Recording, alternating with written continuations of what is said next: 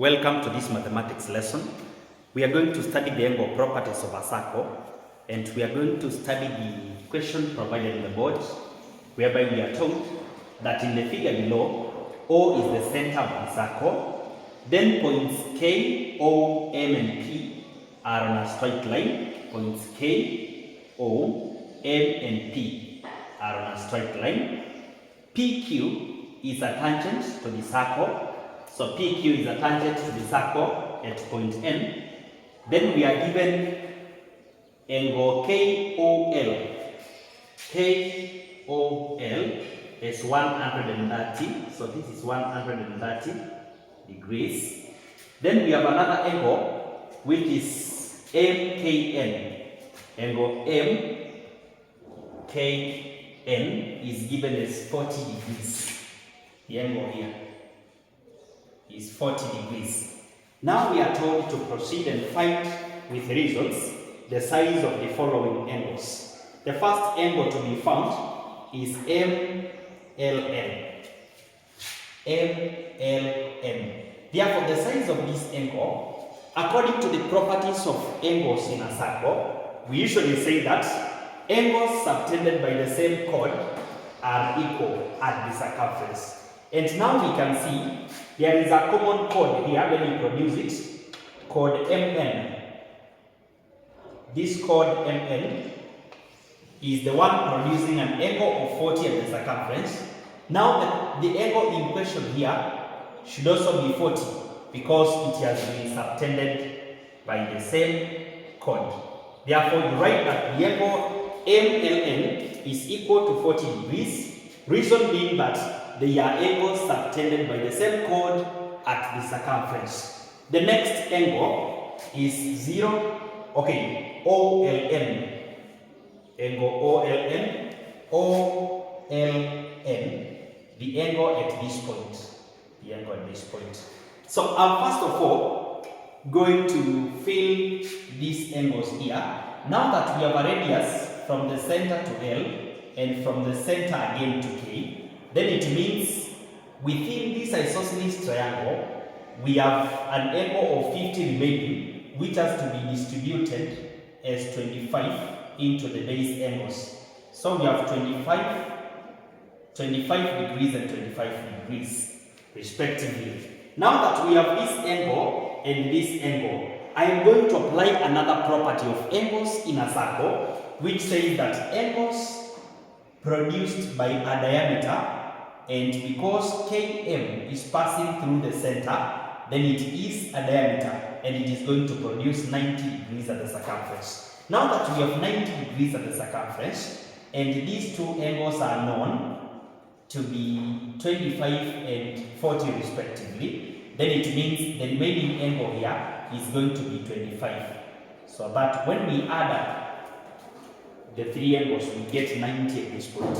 Therefore, we conclude that the angle is 25 degrees. Reason being that it is angles or an angle subtended by a diameter which is supposed to be 90 degrees. The third angle to be determined is LNP.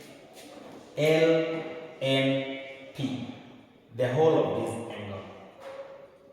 The whole of this angle. Something again we should notice, because PQ is a tangent and it is making an angle with chord LN, then the angle made here must be equal to an angle which the same chord subtends in the alternate segment. And now that in the alternate segment we have an angle of 65 produced by the same chord, then it leaves an angle of 65 at this other end. Therefore, we say the angle is equal to 65 degrees. The reason being that the angle made by a chord and a tangent must be equal to the angle produced by the same chord in the alternate segment. Remember to subscribe to this channel as we continue studying, and to also share the link with your friends. Okay, we are getting to the fourth angle, which is MPQ. MPQ, which means the angle at P, this one. Now, to get this angle, we can follow several approaches, and one of them I can choose to say, because Kn is a chord and it is making an angle with this tangent.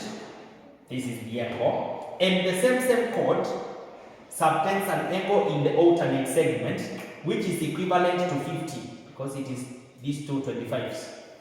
An angle of 50, then it leaves an angle of 50 at the other end.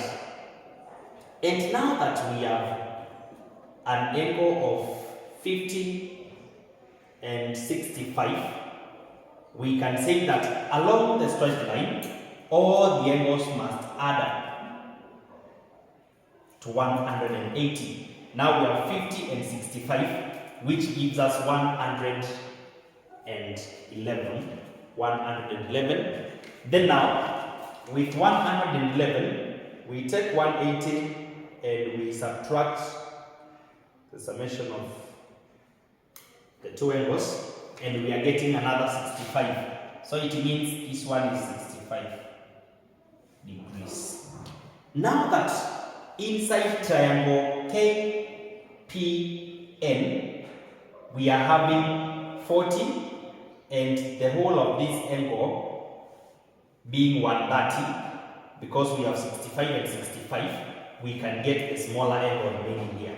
Therefore, 130, because of the two 65s, plus 40 gives us 170, which means in the triangle KPN, we have only 10 degrees remaining. Therefore, here, the angle is 10 degrees. It is 10 degrees, and the reason is that it is angles inside a triangle. They must add up to 180. Now that we know these two, then getting the third one becomes very easy. The last angle here in our question is angle KNQ. KNQ. Actually, KNQ is already determined. It is 50 degrees. We concluded that it is 50 degrees owing to the fact that we produced an angle of 50 here, and the same chord is making an angle with a tangent. And we usually say the angle made by a tangent and a chord is equal to the angle made by the same tangent in the alternate segment. So the angle is concluded to be 50 degrees. That is how we obtain the sizes of the different angles.